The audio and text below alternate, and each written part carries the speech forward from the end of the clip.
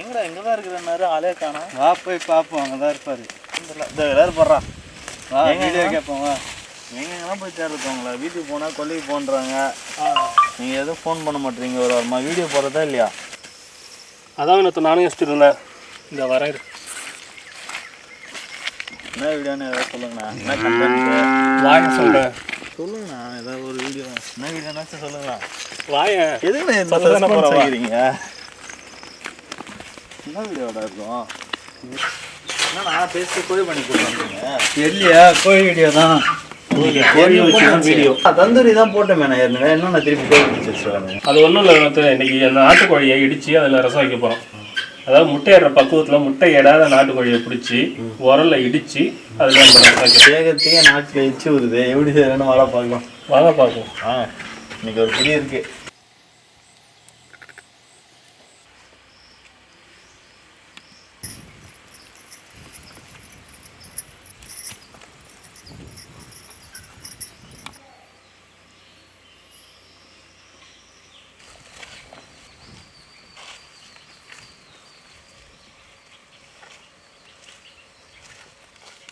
சுடுதண்ணில் நினச்சி முடியெல்லாம் பிடிங்காச்சு.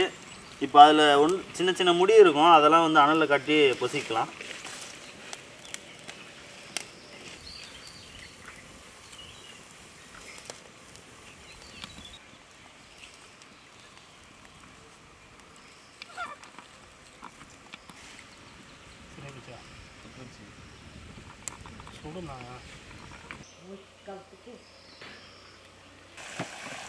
கோழிக்கு நல்லா மஞ்சத்தூள் தடவி கழுவி எடுத்துக்கும். அப்போ தான் அந்த பொசுக்குன வாடை போவோம். நல்லாயிருக்கும்.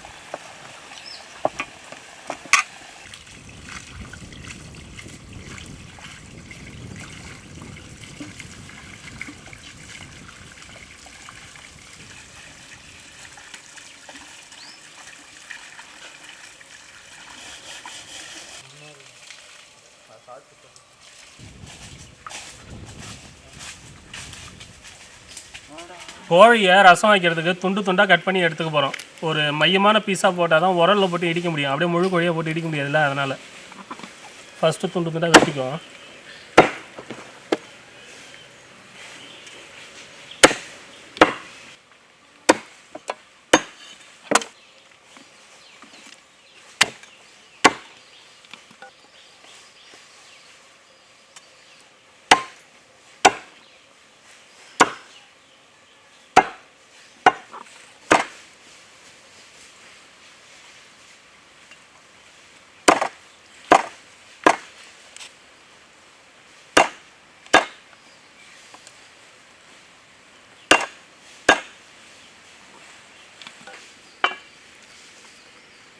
நறுக்கி வச்ச கறியை உரலில் போட்டு நசுக்கி எடுத்துக்கலாம்.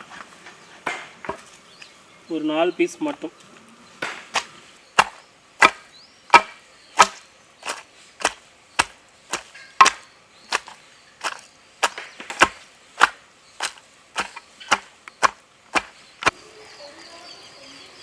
கோழி ரசம் வைக்கிறதுக்கு இந்த அளவுக்கு கோழி இடித்து எடுத்துக்கணுங்க. அப்போ தான் இதில் இருக்கிற சாறு நல்லா ரசத்தில் இறங்கும்.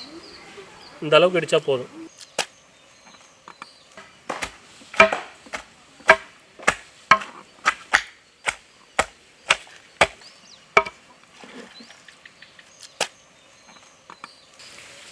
அண்ணா ரசம் வைக்கிறதுக்கு கோழி வாங்கியிருந்தாரு. கொஞ்சம் கோழி எடுத்து கிரேவிக்கு துண்டு துண்டாக நறுக்கிட்டு இருக்கேன்.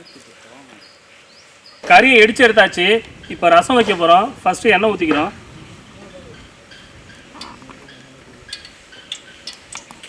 பச்சை மிளகா, அரைச்ச இஞ்சி, பூண்டு, மிளகு, ஜீரகம் இதெல்லாம் கலந்தது.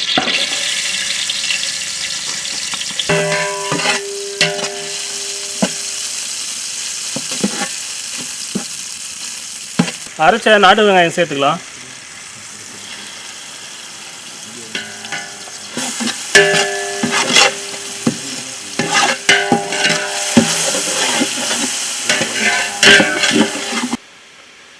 அரைச்ச தக்காளி,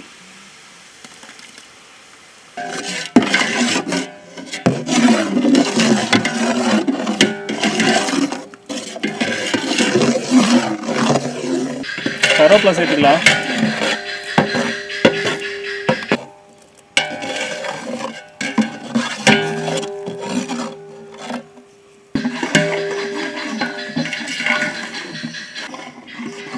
இடிச்சு வச்ச கோழியை சேர்த்துக்கலாம்.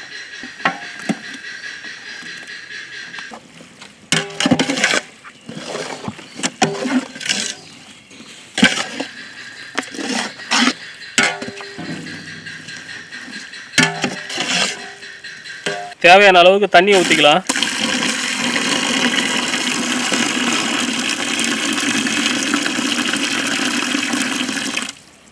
ரசம் ரெடி ஆயிடுச்சு, இறக்கி வச்சுக்கலாம்.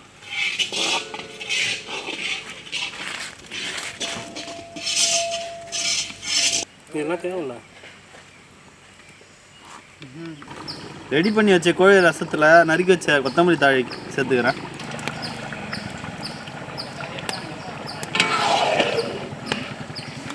நாட்டுக்கோழியில் ரசம் ரெடி ஆகிட்டு இருக்கு. இப்போ வறுவல் செஞ்சுக்கலாம். அதுக்கு ஃபஸ்ட்டு எண்ணெய் ஊற்றிக்கிறேன்.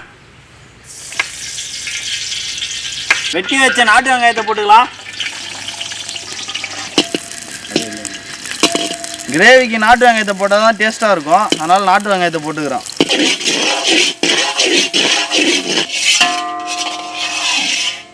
வெங்காயம் நல்லா வதங்கிடுச்சுங்க, நல்லா சூப்பராக வதங்கி வந்துடுச்சு. இப்போ தக்காளி சேர்த்துக்க போகிறோம்.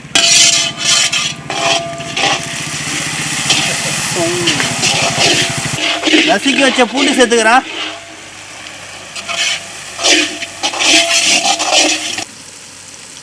நாட்டு வெங்காயம், நாட்டு தக்காளி, நாட்டு கோழிக்கறி இதை போட்டு செஞ்சாலே வேறு மாதிரி இருக்கும்.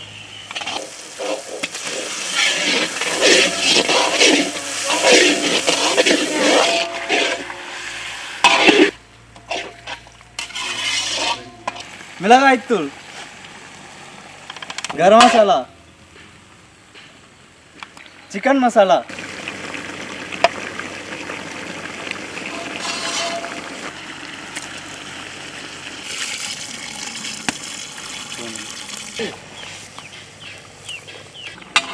ஏன் இவ்வளோ ஆவி போகுதுன்னு பார்க்குறீங்களா? எல்லாம் கோழியோட ஆவி தாங்க.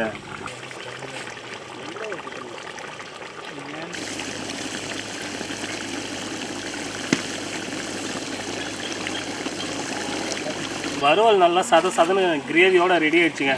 இறக்கி வச்சு சாப்பிட வேண்டியது தான். சாப்பிட்லாம்.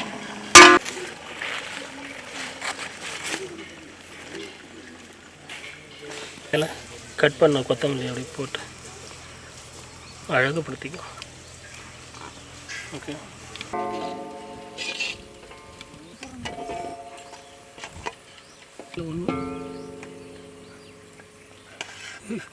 கூச்சப்பட வைடா.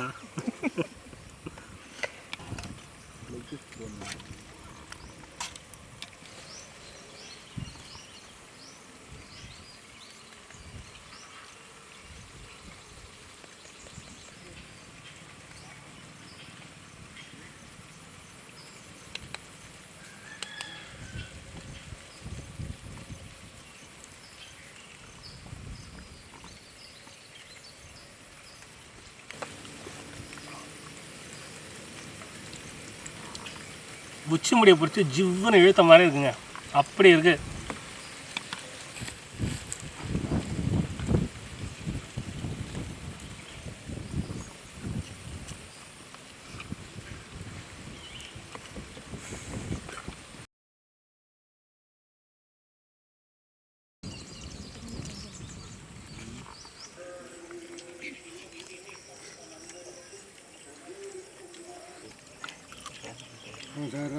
கொஞ்சம்